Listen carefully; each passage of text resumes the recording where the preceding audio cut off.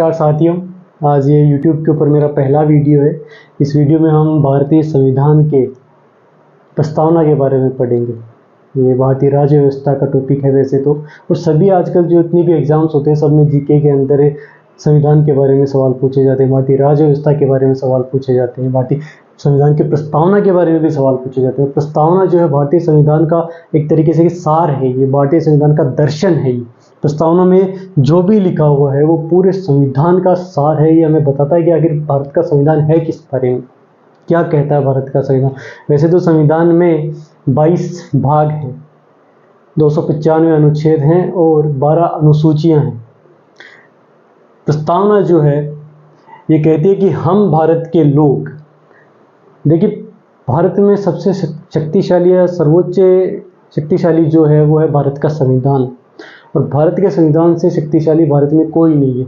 तो भारत के संविधान को शक्तिशाली बनाया किसने? भारत के संविधान को शक्तिशाली बनाते हैं हम भारत के लोग। हम भारत के लोग यानी कि आप और मैं, हम भारत के लोग संविधान को शक्तिशाली बनाते हैं। ये कहता है कि हम भारत के लोग भारत को एक संपूर्ण प्रभुत्व संपन्न, ये ध्यान देना साथियों, ये जो मैंने अलग पेन से लिखा है ये काफ़ी महत्वपूर्ण शब्द हैं प्रस्तावना की। ये कहता है कि संपूर्ण प्रभुत्व संपन्न। संपूर्ण प्रभुत्व संपन्न क्या होता है? कि भारत एक संपूर्ण प्रभुत्व देश है। कैसे? भारत आज़ाद हुआ था 15 अगस्त 1947 को। 15 अगस्त 1947 को भारत एक संपूर्ण प्रभुत्व देश नहीं था। भारत संपूर्ण प्रभुत्व संपन्न बना था 26 जनवरी 1950 को, जिस दिन भारतीय संविधान लागू हुआ था। तब भारत संपूर्ण प्रभुत्व संपन्न बना था। संपूर्ण प्रभुत्व संपन्न होता क्या है? ऐसा देश जो अपने बनाए हुए नियमों कानूनों से संचालित होता है। ऐसा देश जो अपने नियमों से शासन करता है, किसी दूसरे देश के बनाए हुए नियमों से वो शासन नहीं करता है। खुद के नियम होते हैं, वो खुद अपने पड़ोसी देशों के साथ कैसे वो व्यवहार करेगा, कैसे उनके साथ संबंध रखेगा, ये वो खुद तय करता है। किसी बाहरी देश के दबाव में आकर वो किसी अन्य देश के साथ अपने संबंध बनाते हैं, बिगाड़ता नहीं। ऐसा देश वो संपूर्ण प्रभुत्व संपन्न होता है। हम भारत के लोग भारत को एक संपूर्ण प्रभुत्व संपन्न समाजवादी काफ़ी महत्वपूर्ण शब्द है ये, समाजवादी। समाजवादी का मतलब ये है कि भारतीय संविधान में किसी के साथ भेदभाव नहीं किया जाएगा, सबको समान माना जाएगा।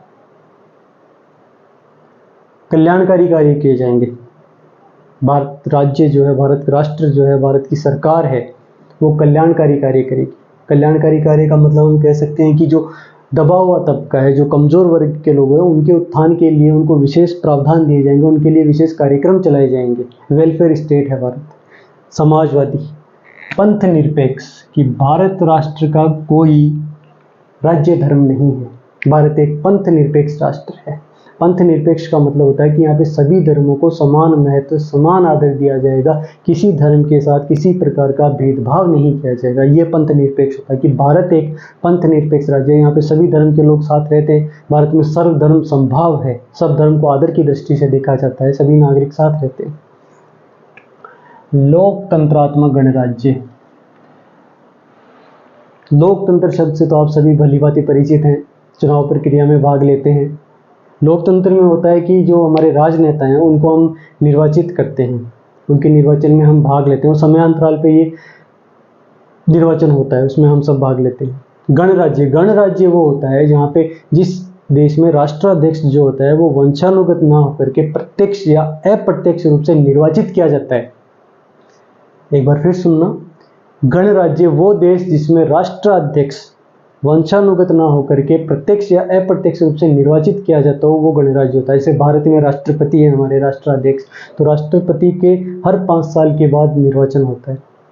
अब ब्रिटेन है, ब्रिटेन में संवैधानिक राजतंत्र है, वहाँ पे जो राष्ट्राध्यक्ष है वो वहाँ का राजा है, क्राउन है। हम भारत के लोग भारत को एक संपूर्ण प्रभुत्व संपन्न समाजवादी पंथ निरपेक्ष लोकतंत्रात्मक गणराज्य बनाने के लिए तथा उसके समस्त नागरिकों को, भारत देश के नागरिकों को सामाजिक, आर्थिक और राजनीतिक न्याय, ये ध्यान से देखना साथियों कि सामाजिक, आर्थिक और राजनीतिक न्याय, भारतीय संविधान 3 प्रकार के न्याय देता है हमें, सामाजिक, आर्थिक और राजनीतिक न्याय। सामाजिक न्याय का मतलब ये है कि भारतीय संविधान के अनुसार भारत किसी भी नागरिक के साथ उसकी जाति, लिंग, धर्म, जन्म स्थान इनके आधार पर भेदभाव नहीं करेगा, सबको समान माना जाएगा। सब भारत संविधान की दृष्टि में सब समान है, कोई छोटा बड़ा नहीं है, कोई भेदभाव नहीं है यहाँ पे।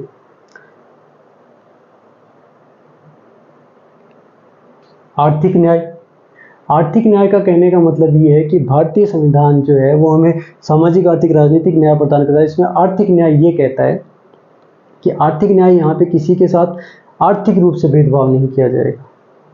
ऐसा नहीं है कि भारत किसी को जैसे आर्थिक असमानता नहीं कर सकता। आर्थिक संसाधनों का जब वितरण की बात आती है तो इसमें किसी के साथ असमानता नहीं किया जा सकता, असमान वितरण नहीं किया जा सकता संसाधनों का। सबके साथ समान वितरण किया जाएगा, समान व्यवहार किया जाएगा।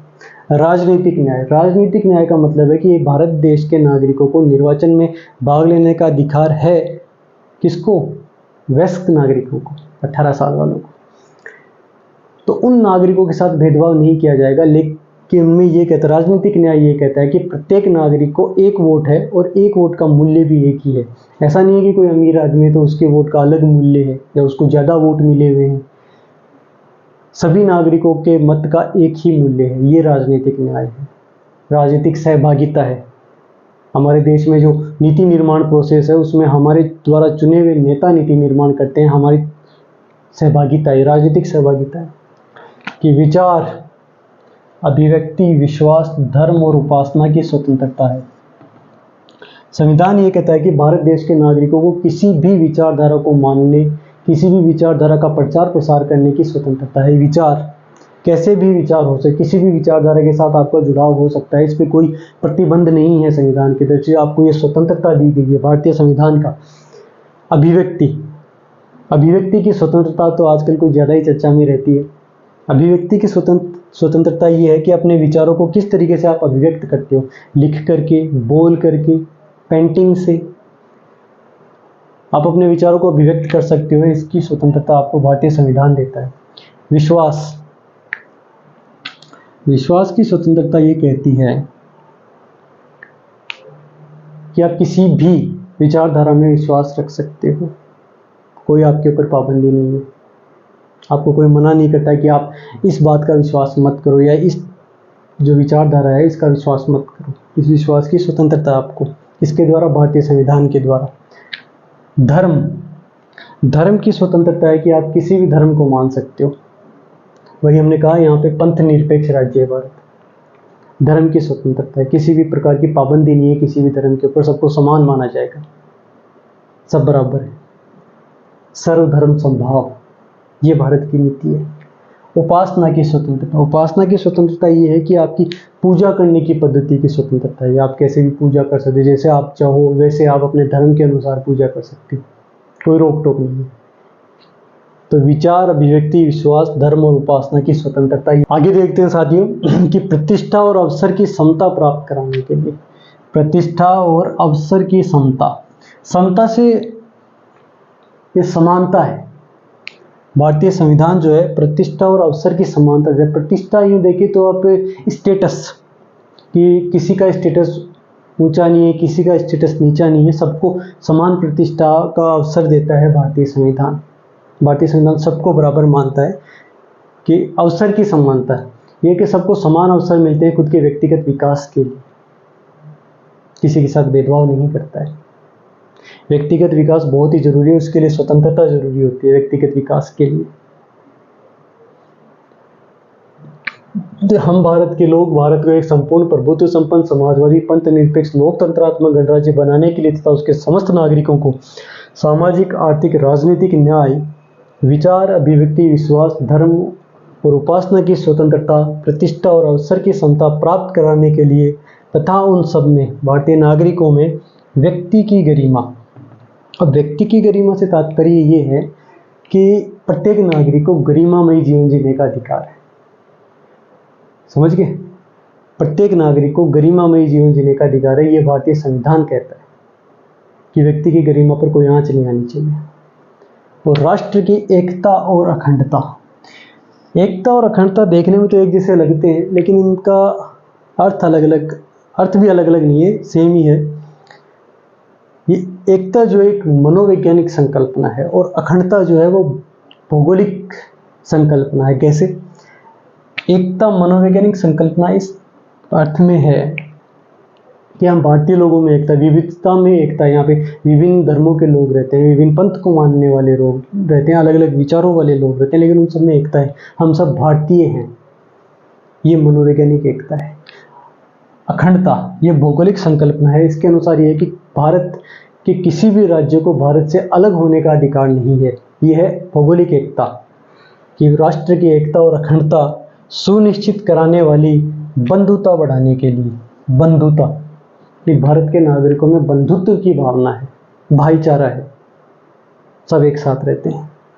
बंधुता की बढ़ाने के लिए दृढ़ संकल्प होकर अपनी इस संविधान सभा, ये संविधान सभा पे साथियों एक वीडियो जरूर बनाऊंगा मैं आगे, और पूरी डिटेल दूंगा संविधान सभा की। संविधान सभा में ही ये सब तैयार किया गया था, पूरा संविधान का खाका तैयार किया गया था, तो इसके बारे में हम एक अलग से वीडियो बनाएंगे।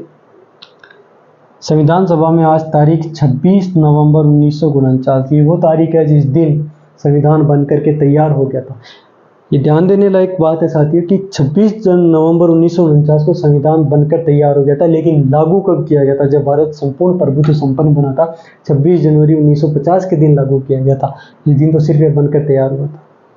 आगे है कि मिति मार्गशीर्ष शुक्ल सप्तमी संवत 2006, ये विक्रमी संवत की तारीख दी गई है कि उस दिन मिति मार्गशीर्ष शुक्ल सप्तमी संवत 2006 विक्रमी 2006 विक्रम संवत थी उस साल को। एतद द्वारा इस संविधान को अंगीकृत, अधिनियमित और आत्मार्पित करते हैं।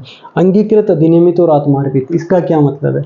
अंगीकृत का मतलब है कि हम इसको अपनाते हैं, अधिनियमित हम इसको लागू करते हैं, आत्मार्पित हम भारत के नागरिकों को सौंपते हैं। ये है। कई बार एग्जाम्स में क्वेश्चन आते हैं कि भारतीय संविधान में अंगीकृत, अधिनियमित और आत्मार्पित जो शब्द हैं, इनको क्रमानुसार व्यवस्थित कीजिए। इनको क्रमानुसार व्यवस्थित करने का क्वेश्चन भी आता है कई बार एग्जाम में। तो अंगीकृत, अधिनियमित, आत्मार्पित, इनको आप ध्यान से देख लेना। तो ये थी भारत के संविधान की प्रस्तावना, और ये वैसे तो मेरा पहला वीडियो था। आप लोगों का सहयोग अपेक्षित रहेगा, ध्यान रखना आपके साथी का। ज़्यादा से ज़्यादा वीडियो को लाइक करें, शेयर करें। धन्यवाद।